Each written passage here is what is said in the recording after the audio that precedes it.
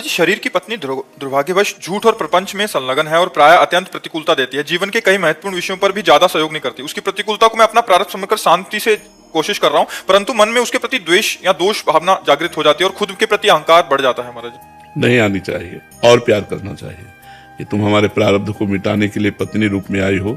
अब तुम अपने कर्तव्य को भूल कर यदि हमें दुख और कड़वे वचन और प्रतिकूलता दोगी तो मैं उसे सहूंगा, पर हमारे प्यार में कोई अंतर नहीं आएगा। तभी तुम सत्संगी माने जाओगे, तभी तुम आध्यात्मिक माने जाओगे। अपने कर्तव्य, तुम क्या कर रही है मैं नहीं देखूंगा, तुम मेरी पत्नी हो, मेरा क्या कर्तव्य ये मैं देखूंगा।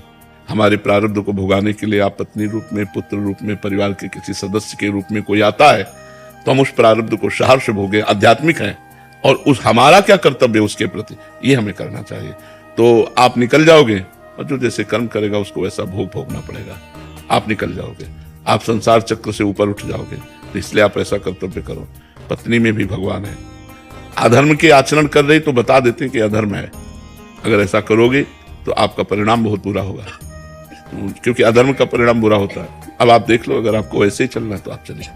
और हमें लगता है यदि हम बर्दाश्त करना सीख जाए तो अपने परिवार को बचा सकते हैं, हम अपने आप को बचा सकते हैं, हम संभाल सकते हैं, बड़ी बड़ी विपत्तियों से बच सकते हैं। आज हम लोगों में सहनशीलता कम हो रही, नाक में गुस्सा रखा है, जरा सी बात में हम लड़ जाते हैं, कड़वा बोलने लगते हैं, यहाँ तक कि हिंसात्मक वृत्ति हो जाती है, भाई भाई को हिंसा वृत्ति से पीड़ित करता है। ऐसा नहीं होना चाहिए। तो आज का जो प्राणी है वो स्वार्थ में इतना अंधा हो रहा है कि वो प्रेम को तो मतलब आदर ही नहीं कर रहा है, प्रेम का अनादर ही हो रहा है। तो मुझे लगता है कि भगवान के सिवा प्रेम करना धोखे में फंस जाना होगा। भगवान से प्रेम करो और यहाँ नाटक करो प्रेम का, पति पुत्र परिवार का, जैसा जहाँ स्वांग है वैसा वहां नाटक करो और प्रेम करो भगवान से, तो निकल जाओगे, संसार से मुक्त हो जाओगे।